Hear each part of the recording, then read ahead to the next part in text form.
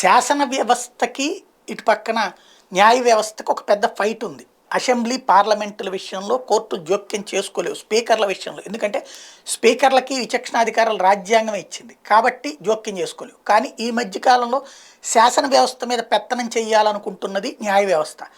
దాన్ని అడ్డుకునేటువంటి ప్రయత్నాలు చేస్తున్నారు. రాజకీయంగా ఏదో ఒక సైడ్కి మారిపోయి నిష్పాక్షికత పక్కకు పెట్టేసినటువంటి స్పీకర్లు ఇప్పుడు ఆ స్పీకర్లని కంట్రోల్ చేసే బాధ్యత న్యాయస్థానాలు తీసుకుంటుంటే తమకున్న అధికారాలని అడ్డం పెట్టుకుని వాళ్ళు ఎదురు తిరుగుతున్నారు.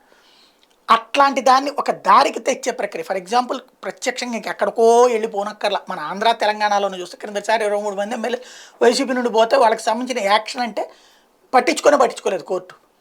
అదే సందర్భంలో కర్ణాటకతో వచ్చేటప్పటికి కోర్టు సీరియస్గా తీసుకుంది, మహారాష్ట్రది కోర్టు సీరియస్గా తీసుకుంది, తెలంగాణ సీరియస్గా తీసుకుని మంత్రి పదవులు కూడా ఇచ్చి మంత్రి పదవుల నుంచి ఉద్యోగం అయిపోయింది, అసలు ప్రభుత్వమే గది దిగింది. అయినా దాని మీద ఏ చర్యలు లేవు. ఎంతమంది వెళ్ళిపోయారో తెలుసు కదా.